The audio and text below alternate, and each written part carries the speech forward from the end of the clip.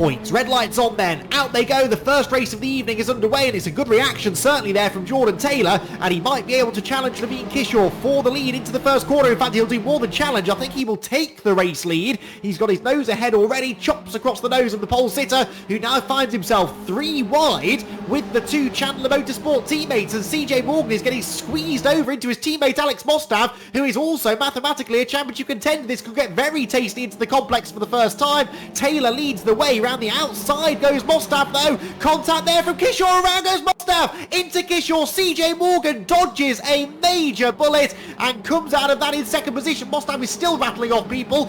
But Josh is one of the few drivers really not to get super involved in any silly bits of contact. He might be about to lose second though here to Jamie Petters, who's up the inside of him through Cascades corner, but we know the next corner is a right-hander at the island hairpin, and that should favour Josh Salvadori, hunting for his first podium of the season. He'd love it to be a second place finish as opposed to a third, but Jamie Petters is desperately late on the brakes around the outside line there. Salvadori runs him out of road. Well, no, leaves him just enough space. Needs to be careful not to do too much squeezing. That was his back onto the road. So Levine Kishore, one of the first high-profile casualties from this race. Salvadori leads down towards his lot by 1.6 seconds already from Harley Connolly second, Lewis Stannard third, CJ Morgan going for fourth already, as there Stannard goes up the inside of Harley Connolly for second position. CJ Morgan did go into fourth position ahead of Alexander Mostav, who's just trying to fend off Jamie Petters. A very, very energetic start to the race, as we expected. Quick guys coming from further back. There's someone else on the grass now coming out of Knickerbrook corner, on the left and the right in fact, Carvin, and Jordan Taylor will try to pit the pocket of at least one of them if he can, coming through Lodge corner.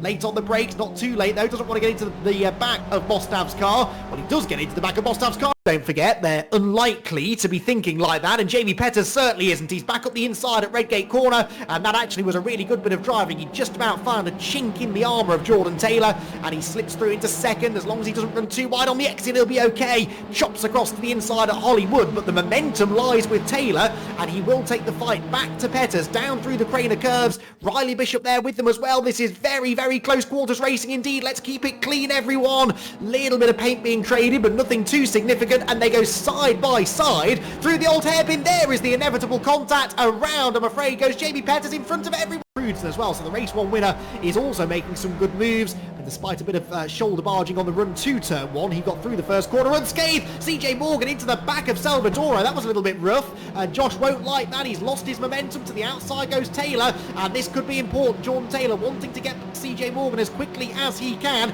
runs out onto the grass but gets decent traction off the turn, and Jordan Taylor, I think he's going to go through into 6th position. Yes, he does. CJ Morgan had to let it.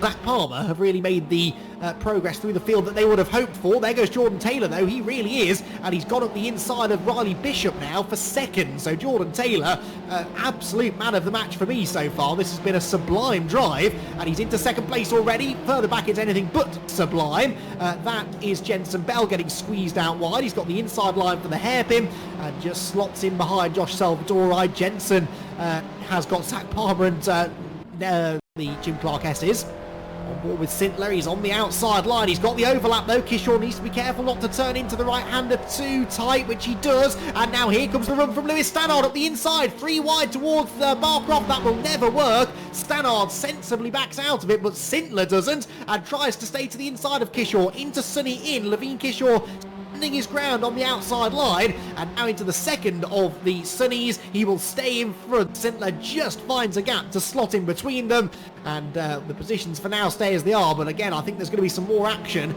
through the final sequence of corners.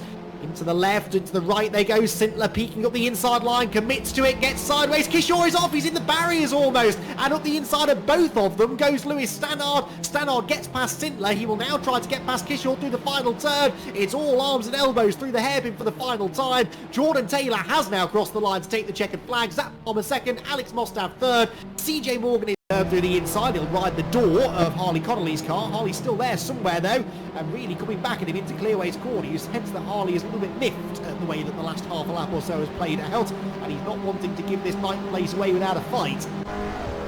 Clearway's out to Levine Kishore, who again is just sort of quietly going about his business here in this race. Now on board with Nathan Jensen. A grandstand view of some panel bashing going on there between Jordan Taylor and Harley Connolly. Taylor goes through, Connolly. Harley Cole, look at this!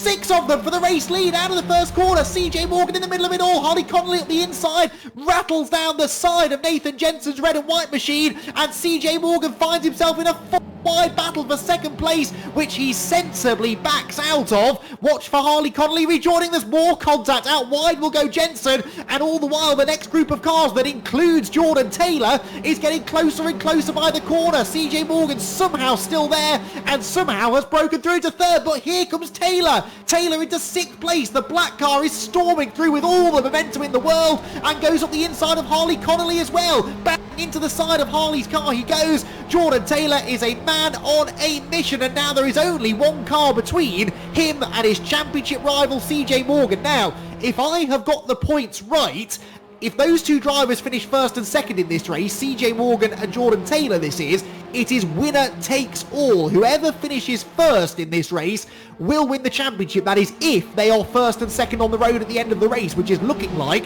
a distinct possibility the way they're both going. And that could be a real battle for the ages for